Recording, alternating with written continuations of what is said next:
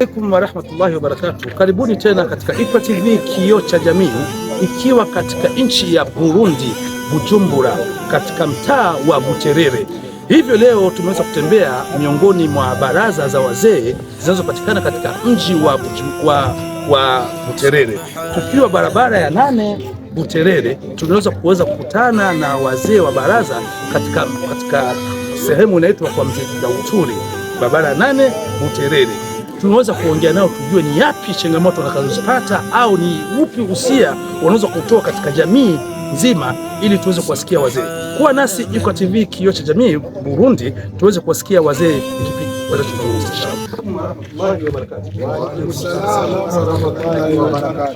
na nafikiri leo tuko hapa kwa minajili ya kuweza kuzungumza haya na mengine, tukiwa tumetembelewa na IQRA TV kioo cha jamii nchini Burundi. Sijui hapa ndipo kwa panapatikana baraza la kwa Mzee Dauturi. Ndio, hapa ni kwa Mzee Dauturi, baraza la kahawa, baraza la wazee mnakusanyisha wazee. Na mara nyingi hapa tunazungumza mambo ya dini na tunakutana wazee, tunabadilishana fikra, na kwenye siasa hatuko huko. Tuko kwenye dini haswa. Kija kwenye dini utatupata. Kweli nafikiri wewe ndio Mzee Dauturi mwenyewe unayehusikana na baraza hili hapa la barabara 8 Buterere. Hivi tutatujue machache wanakao tuangalia ndani ya IQRA TV kioo cha jamii, ni nasaha gani unaweza kuzitoa katika umma kwa minajili ya kuweza kupata faida, kwa sababu vile vile wazee huwa ni miongoni mwa kuipeleka jamii mbele. Hapa kuna nasaha nyingi, hususan unaona kama kuna vijana huwa wanatutembelea pia, si wazee tu peke yake. Tunawajenga kifikra na jinsi ya kuweza kuishi katika utulivu na kufanya kazi zao na kuwa na uaminifu. Wa vijana pia wana lazima ya nasaha za wazee. Hilo sana ndio zaidi. Naam. Nafikiri ndugu zangu mnakotufuata katika IQRA TV kioo cha jamii katika nchi ya Burundi, Bujumbura, katika mji wa Buterere, kama mnavyosikia mara kwa mara, ni mji umekaa hali ya kuwa umejiweka safi na katika masuala ya kidini, na ndio mji pekee unaopatikana katika mji wa Bujumbura una misikiti mingi sana. Hivyo sehemu palipopatikana misikiti bimaana kuna maanisha kuwa kama dini inaenda vizuri. Lakini hatukuchelea, tuliweza kuuliza wadau wengine tuliokuta katika baraza hili, tuweze kusikia ni yapi wanakayoyachangia kwa minajili ya kuifikishia jamii, hususani katika masuala ya dini, masuala ya makazi, umoja ukoje hapa, ili waweze kuwafikishia wadau wanakoifuata IQRA TV kioo cha jamii. Kuwa nasi hivi tuweze kujua miongoni kwa jina hili watu waweze kufahamu wanapokuangalia. Mimi kwa jina naitwa Sheikh Yasin Juma. Naam. Sheikh Yasin Juma, kama vile unajisikiaje kuona IQRA TV kioo cha jamii imeweza kuwatembelea leo katika baraza lenu hili? Sijui unatoa nasaha gani au shukrani gani? Naam, kwanza namshukuru Mwenyezi Mungu Subhanahu wa Ta'ala kuona IQRA TV kioo cha jamii, na kiwe ni kioo cha jamii kweli kuja kutembelea leo hapa katika baraza hili la busara, baraza ambalo la wazee, baraza ambalo la watu watulivu, baraza ambalo labda pengine nafasi kubwa inajikita katika kutoa nasaha mbalimbali kwa Waislamu, kijamii pia vile vile na masuala mengine ambayo ni kuhusu jamii. Naam. Nafikiri ndugu zangu mnamsikia mzee hapa ni miongoni mwa wazee wa busara, na huku wakiweza kuyafikisha haya, nafikiri mnatupata moja kwa moja huko katika IQRA TV kioo cha jamii. Mzee, sijui baadhi ya watu huwa wanaweza kuyaongea walipokuwa nje au nchi hii wanadai kuwa kama Buterere labda hakuna mshikamano, Buterere labda kuna baadhi ya mambo hayako sawa. Sijui wewe unawafikishia nini kuweza kuweka sawa inshallah? Naam, wanazungumza hayo ni kweli, kwa kuwa labda pengine wako nje ya mji huyu wa Buterere au labda pengine nje ya nchi. Ingilikuwa labda pengine wako hapo wakajionea wenyewe mshikamano ambao uko katika mji wa Buterere. Ni mshikamano imara kabisa.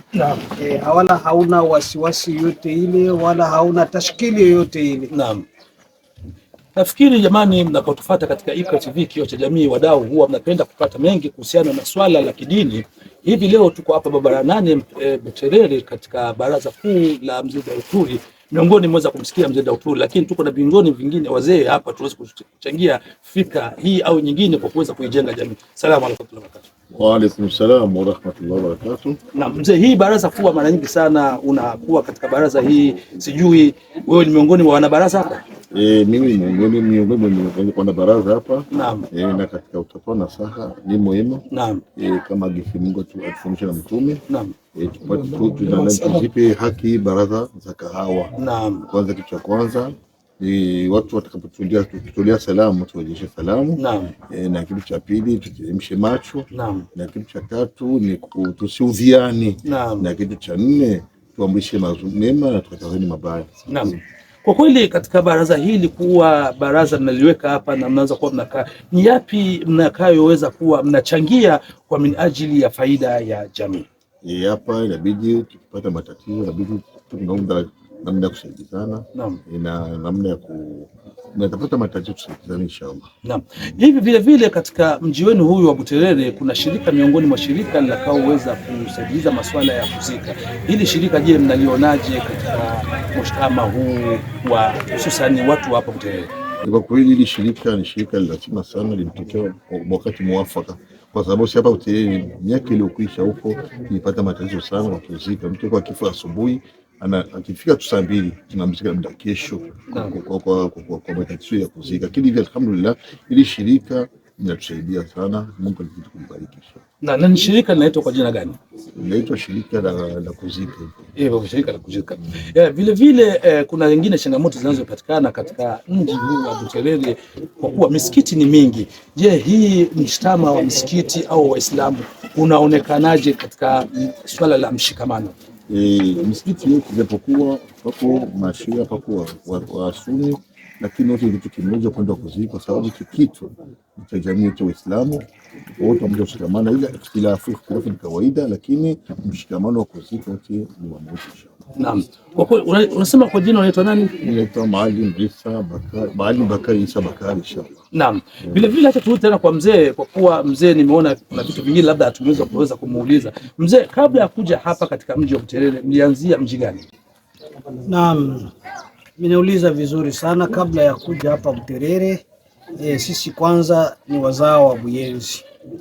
Wazao wa Buyenzi, barabara ya 5 namba 11. Baadaye tumetoka pale tumekwenda Katumba. Baada ya kwenda Katumba, tumetoka Katumba tumekwenda Kinama, tumehamia Kinama. Baada ya kuhamia Kinama ndo tumekuja Buterere mwaka wa 93 wakati wa kifo cha alokuwa rais kachaguliwa. Naam. Vile vile mzee, umesema huko kote mmeweza kupita, kwa sababu 80% tunavyokuwa tukiitizama mji wa Buterere tulipotembea, tumekuta asilimia wengi wazao waliokuwa hapa walitoka katika mji wa Buyenzi. Sasa hivyo inaonekana hususani katika mji wa Buterere wengi wao ni watu wa Buyenzi. Na zamani huko ilikuwa inadaiwa Buterere palikuwa ni mashamba, aidha palikuwa ni sehemu haithaminiki. Leo unawaambia watu kitu gani? Wale hawaijui Buterere ya sasa, walizoea Buterere ya zamani. Naam, unayozungumza hakika ni kweli. Sote ni watu ambao tumetoka Buyenzi. Buyenzi ni mji mama.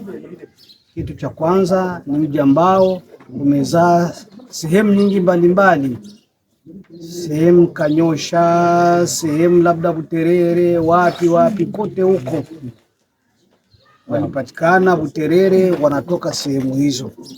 Na alhamdulillah Buterere ni kweli ni mji ambao ulikuwa labda pengine wanaunyanyapaa kwa muda mrefu, na hasa ukifata tarehe labda pengine historia huko mwanzoni, ni mji ambao asili yake wanasema labda pengine palikuwa panatupa uchafu, hali kadhalika kama vile hiyo. Lakini pamoja na uchafu, tukikumbuka katika historia, katika tarehe, Buterere ni mji ambao tulea sana, kwa sababu tunakumbuka iko wakati tulikuwa tunashinda Buterere ya kwanza chini, watu wameishi kwa kuogota labda pengine dagaa. Ilikuwa ni sehemu anakuja kumwanga dagaa, kutoka baharini, watu tunakwenda tunachagua dagaa, tunaogota dagaa. Tuliishi namna hivyo, kwa kweli mpaka kiasi cha muda fulani Buterere inakwenda inabadilika siku ya siku.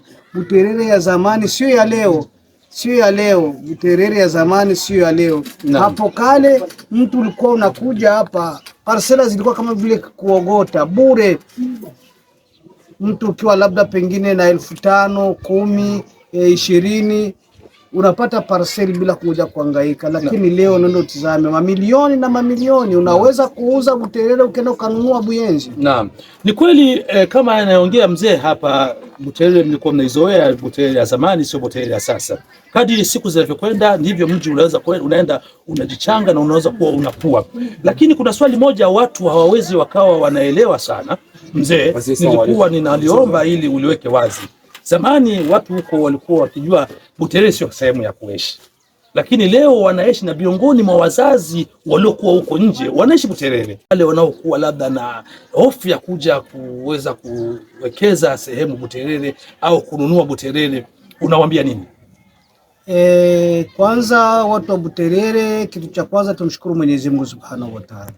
Hali inakwenda inabadilika, ndio Buterere ya kale kama nilivyozungumza sio Buterere ya sasa.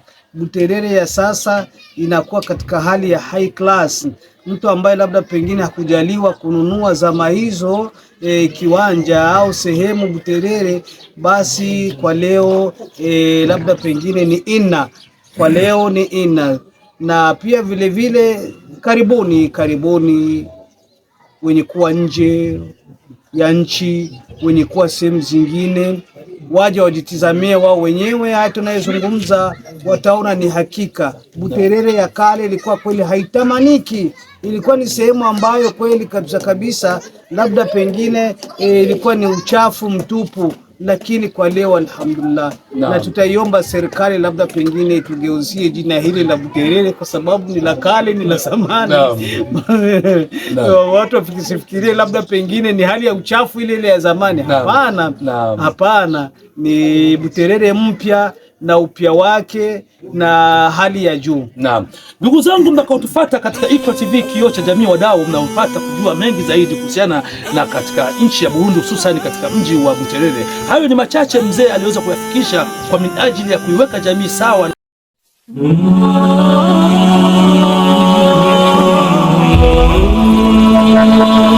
Iqra TV kioo cha jamii.